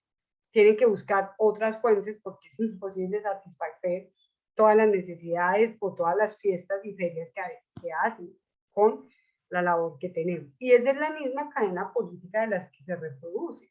Por eso es tan importante entender estas bases del capitalismo para poder nosotros pensar en que hay que generar economías alternativas, economías libres de las grandes cadenas de producción, generar nuestros propios círculos económicos, nuestras propias redes. Hay zonas del país donde incluso hay intercambio y trueque entre cooperativas y esto es como una base social diferente, cooperativa social, que puede generar otro tipo de economías y romper esas cadenas. Y la garantía principal, que Colombia puede hacer y todos los países, tener autonomía. Y la autonomía tiene una base esencial, la soberanía alimentaria. País que no tenga soberanía alimentaria no sobrevive, porque si usted no tiene la papa, la yuca, la zanahoria para echar en la olla el pedacito de carne o lo que vaya a comer, usted no sobrevive, usted será un país esclavizado. Por eso el problema de tierras es vital para controlar el país. Por eso los expropiadores de tierra desplazaron a millones de campesinos para someternos al país que soy. Porque tener tierra y poderla producir es casi un paso a la libertad. Porque es tener con qué comer, con qué sobrevivir y con qué enfrentar la vida, que es la esencia, digamos, de la sobrevivencia. Entonces el problema de tierras en Colombia, que tiene una base muy feudal, hoy está ligado a los grandes monopolios y al gran control que tienen las corporaciones sobre el Estado, y por eso los que pedían restitución de tierras han sido masacrados, porque es la base de volver a una economía campesina que nos garantice no dependencia, sino autonomía, digamos, económica. Hay otro poco de preguntas que tienen que ver con el hacer. Yo creo que si tenemos nosotros unas bases, podemos, más que ir a echarle el discurso así ventejuliero al salón de clases, podemos ir a explicarle cosas sencillas a los niños, como los ciclos de economía de su barrio, de su papá, de los trabajos, de que si es un obrero en una fábrica, un vendedor ambulante, y poderles explicar a ellos, que ellos mismos, hacer una bonita guía donde uno desde la economía política entienda el tipo de sociedad y ellos mismos miren qué propuesta hacer y qué cambios de relaciones económicas. Yo no necesito decirle arriba el programa de tal abajo, pero sí necesito decirle al niño cosas que son reales y lo que pasa con la tierra en el país, con la economía y estos ciclos de capital, y que yo no lo puedo preparar simplemente para que sea esa fuerza de trabajo maleable, aunque los preparamos para que enfrenten la vida y trabajen, sino para que construya sociedades habitables, vivibles para ellos y ellas. Hay mucho que decir, ustedes hicieron unas preguntas muy interesantes. El problema del narcotráfico en Colombia está ligado al problema de tierras, a que Colombia sí Perdón, depende Marta, mucho de ahí, nos y quedan ya, terminé con esta palabra. 4 Y minutos. No, es 4 minutos para que cierres. concluya, listo. De que Colombia, en esto que decía control de tierras, hoy tenemos zonas del país donde obligan a la gente a producir por dos razones, o porque le imponen por la guerra a los que hacían resistencia, incluyendo a los desmovilizados que decían, yo no quiero estar en esto, vamos a hacer cultivos alternativos, y muchos de esos cultivos los destruyeron las economías que hay al lado, o sea, el girasol, tal, porque eso fue parte de lo que hizo las partes movilizadas, o sea, los comunes, de generar economías alternativas. Entonces fueron destruidas, ¿por qué? Porque muchos de los territorios donde estaban sido productores de coca, y hoy lo que se llaman un sector de las disidencias realmente están con el narcotráfico. Entonces, el problema del narcotráfico en el país es muy complejo, los obliga. Pero también los campesinos se sienten obligados. Si saca un bulto de yuca, un bulto de plata, un bulto de cebolla, un bulto de maíz, no le da para sostenerse. Pero si saca, ¿sí? La hoja de coca, eso le da para mantener la familia. Y además, con todo esto de subsidios en acción, no la renta básica, que es una relación diferente para sostener la población, sino subsidios han vuelto al país como limosneros. Hay un punto de debate entre los dos programas que yo decía, de Francia y de Petro, que se ha expresado, que es bien importante en entender esto. Francia planteó un día, yo no estoy de acuerdo con la renta básica, yo estoy de acuerdo con las economías del cuidado y con que esa plata se invierta en economías, en el territorio, pequeñas, locales, que den posibilidades de desarrollar la agricultura, la pequeña industria, la productividad artesanal, para que sobrevivan las comunidades, se cuide el territorio, y no para que la gente viva el subsidio, porque en últimas eso los vuelve limosneros del Estado.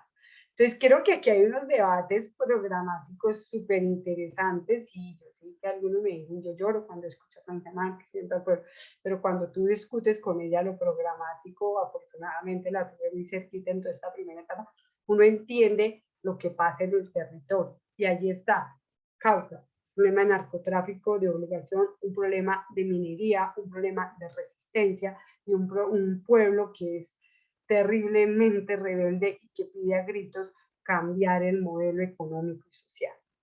porque no es viable, porque destruye el planeta y la vida, y porque tenemos que generar unas transformaciones de fondo. La escuela es para eso. Yo tenía primero primaria y les hacía unas guías de trabajo a los niños desde películas como el Lorax, súper sencillas, para que entendieran por qué había que cambiar el modelo económico, y los papás me preguntaban, pero yo nunca les decía eso derecho, sino que ellos decían, esto que está no está bien, hay que cambiarlo. Y si fuéramos persistentes, no tenemos que decirle cómo, porque quizás estos muchachos, estos jóvenes que son los que están ahora en las calles cada rato reclamando derechos, piensen que el modelo que nosotros le hemos dicho, el uno, el otro no es, sino que hay que generar otros modelos. Y creo que estas apuestas después del estallido social son aún muy, muy vigentes. Se me acaba el tiempo, de verdad, a mí me apasiona mucho.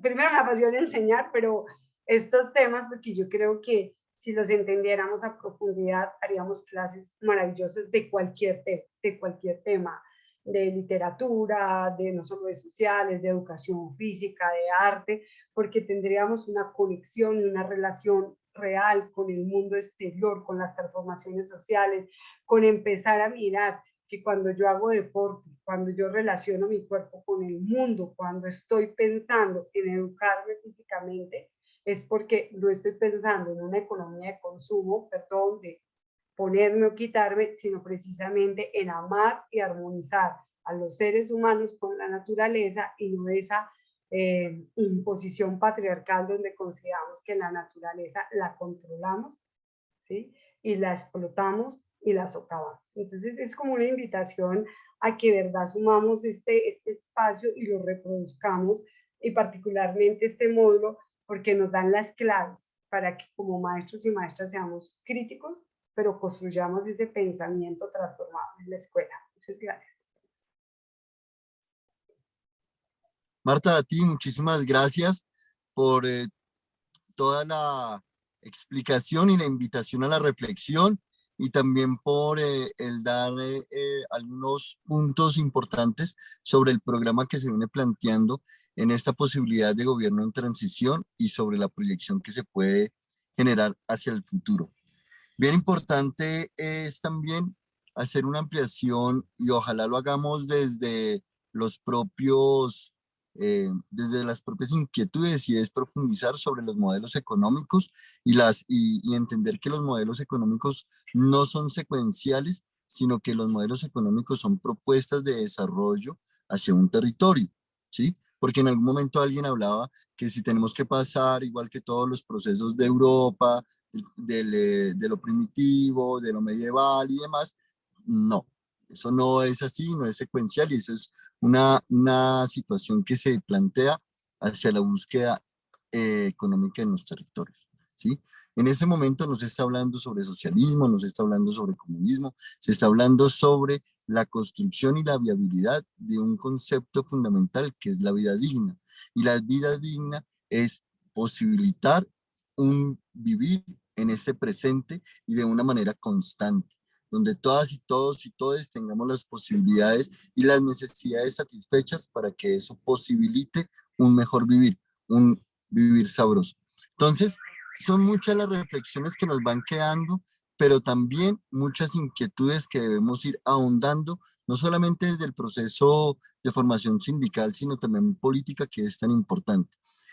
Es de recordar que los sindicatos hoy día y desde hace mucho tiempo vienen estableciendo exigencias y exigibilidades de unas mejores condiciones de su vivir, de los trabajadores, perdón, mejores condiciones para los trabajadores. Y por eso es que se vienen dando exigencias y se toman posturas y se toman principios de esa vida digna y de esas exigencias del mejoramiento de las condiciones de la vida en comunidad y en sociedad.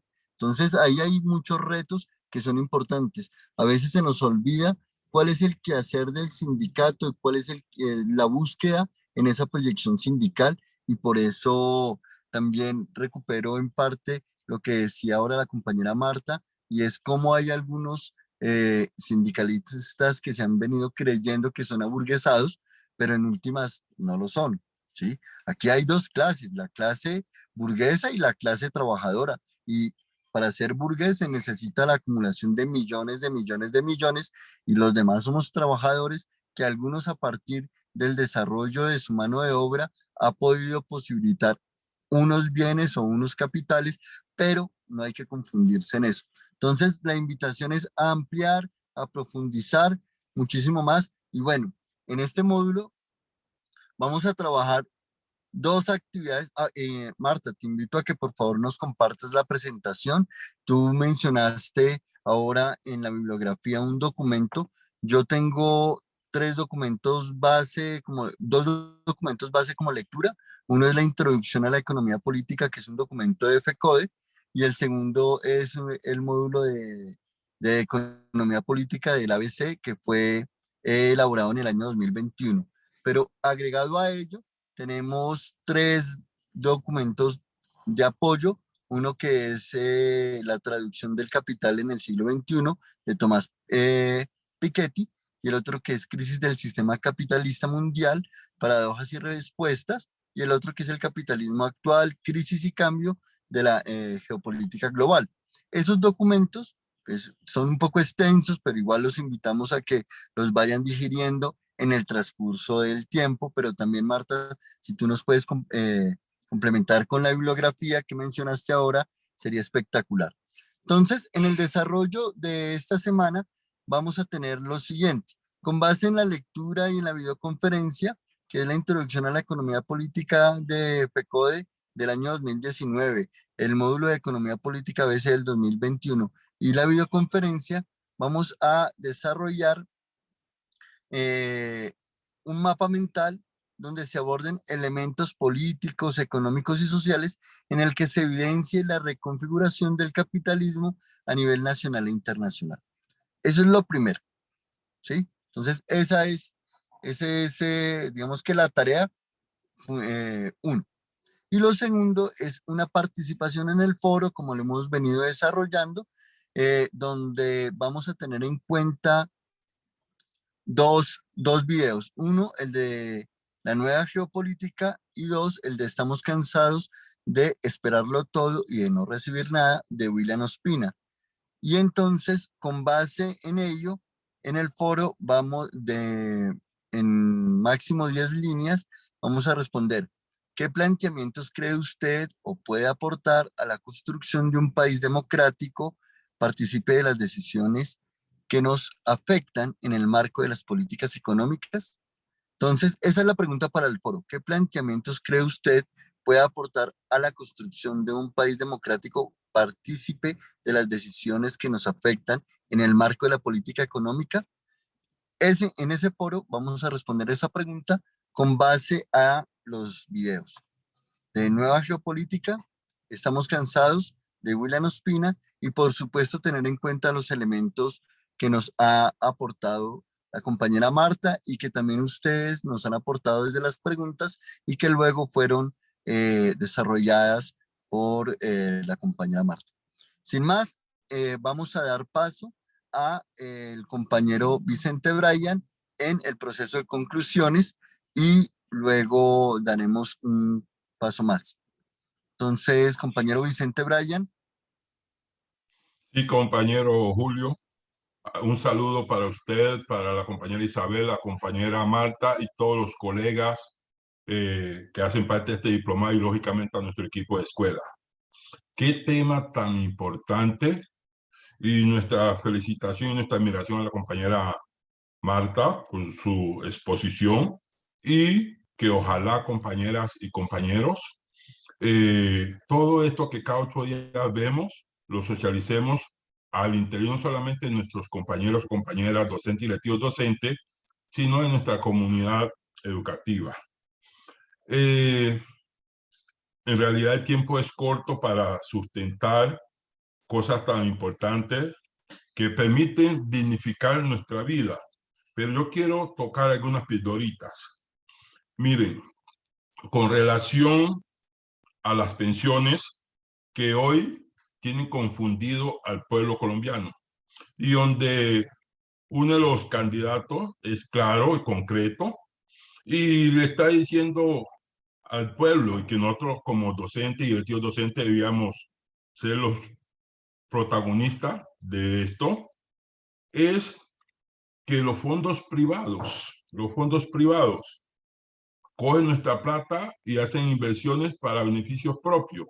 Por ejemplo, los compañeros del Valle del Cauca y concretamente del norte, municipio de Cartago, allí acaban de inaugurar un centro. Los hijos que el papá es el innombrable. ¿Cuánto invirtieron allí? 100.000 millones de pesos. ¿Quién les prestó esa plata? Salieron de los fondos privados, de la plata nuestra. Ellos van a alquilar todos esos locales y de allí van pagando. Terminan de pagar, ¿a quién le queda la utilidad? ¿A quién le queda ese centro comercial? A ellos. Ya son ricos y cada día incrementa más su riqueza con la plata nuestra. Entonces, ¿cómo nosotros como formadores de formadores no hacer, que también comparto plenamente lo que la compañera Marta exponía, esa metodología sencilla con nuestros niños, con nuestros adolescentes, con nuestros jóvenes, con nosotros mismos y lógicamente con toda la sociedad, para que la gente entienda la importancia de la economía política para el desarrollo, el bienestar integral de los seres humanos y de la misma naturaleza. Asimismo, ustedes, compañeras, y todo el pueblo colombiano, lo de las 4G, las vías de la cuarta generación, ¿con plata de quién?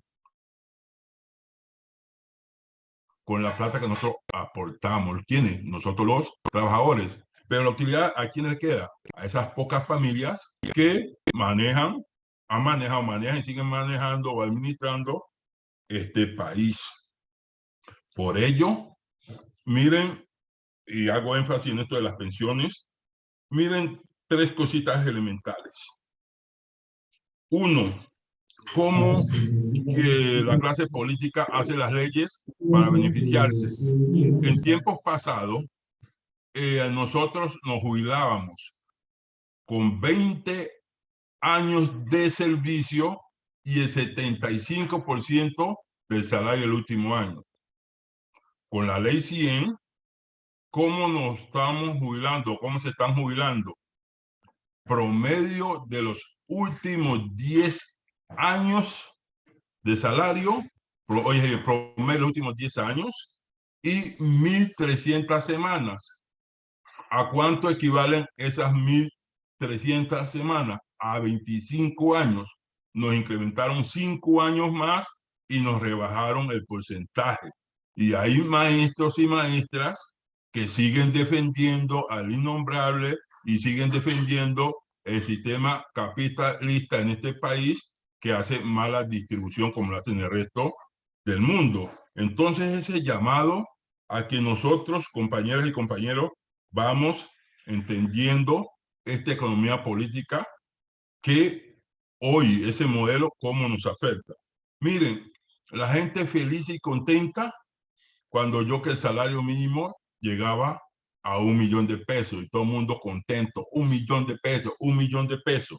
Hoy la realidad es otra, que con ese 1 millón de pesos están comprando menos productos alimenticios o alimentarios que cuando se ganaban los 900.000 pesos. Entonces, allí, dentro de esta economía política, hay que entender estas cuestiones, compañeras y compañeros, que nada se gana con que hagan un aumento de un salario mínimo a 1 millón de pesos cuando a renglón seguido la inflación supera lo que se ha incrementado. Antes nos lleva a una vida más paupérrima, aumenta la pobreza, aumenta las desigualdades. Todo esto tiene que ver con la economía política. Por ello, es necesario, compañeras y compañeros, conocer la historia, conocer sus causas y sus consecuencias. Por ello, también se hace necesario, compañeros, que nosotros todos estos temas que tienen que ver con el quehacer de la sociedad, nos apropiemos y logremos verdaderamente una madurez política, económica, social, cultural, para ponerla al servicio. Marta tocó un aspecto muy importante de la dirigencia, tanto política como sindical. Eso es cierto. La oligarquía colombiana prepara a su gente para que sigan explotando, para que sigan buscando estrategias para mantener un pueblo pobre, para cada día los ricos sean menos y los pobres seamos más, pero nosotros, el pueblo, varias veces estamos cometiendo un error de llevar a compañeros y compañeras que me perdonan la rudeza con que lo digo, que varias veces no saben qué es un sindicato, qué es el sindicato regional, la filial de FECODE. No conoce la historia de su sindicato, no conoce la historia de nuestra federación, no conoce la historia de las centrales obreras y especialmente de la CUD a la cual pertenecemos.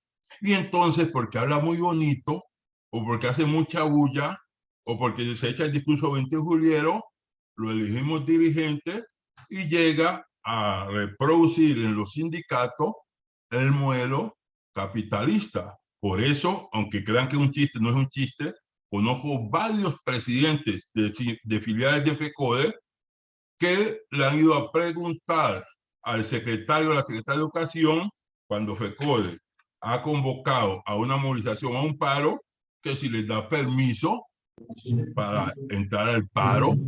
Entonces, ¿qué esperanza puede tener un sindicato cuando el propio presidente no sabe qué es un paro, no sabe qué es una huelga, no sabe qué es un meeting, no sabe qué es un plantón, donde no tiene conciencia de clase?